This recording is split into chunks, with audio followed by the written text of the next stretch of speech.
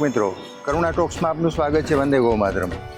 દોસ્તો, કાલાવડ રોડ ઉપર BAPS સ્વામિનારાયણ મંદિર એની સામેનો જે માર્ગ છે એ અક્ષર માર્ગ તરીકે જાણીતો છે અને લાંબો અક્ષર માર્ગ છે. એમાં તમે અમીન માર્ગવાળો ચોક ક્રોસ કરી જાઓ પછી જરાક આગળ આવો એટલે કરુણા ફાઉન્ડેશન ટ્રસ્ટ એનિમલ હેલ્પલાઇનનું જે કાર્યાલય છે એ બહુ જાણીતી જગ્યા છે અને ઘણી બધી સેવા પ્રવૃત્તિ ત્યાંથી થાય છે.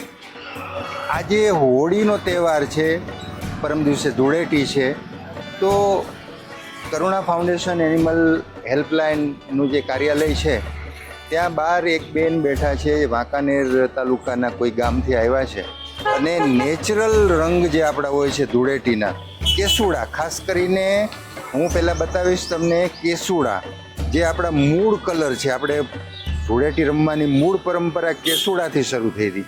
એ કેસુડાનો ઢગલો પડ્યો છે, એ બેન વેચવા બેઠા છે. એ જ રીતે આપણા જે કાચા કલર છે જે તમને બિલકુલ નુકસાન ન કરે એવા કલર છે એ લઈને બેઠા છે.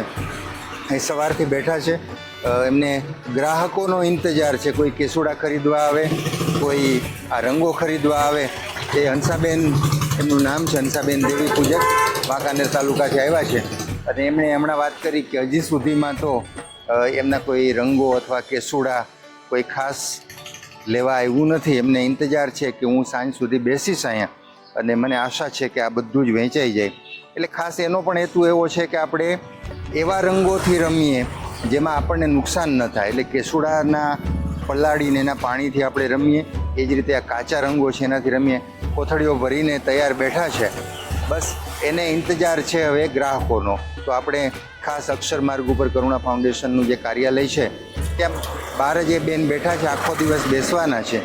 તો બસ આપણે આપણા સ્વાર્થ માટે પણ અને એને બે પૈસા મળે એટલા માટે પણ કેસુડા અને આ નેચરલ રંગો છે એની ખરીદી કરી લઈએ અને આપણો જે ધૂળેટીનો ઉત્સવ છે એને નેચરલી પણ ઉજવીએ. આભાર.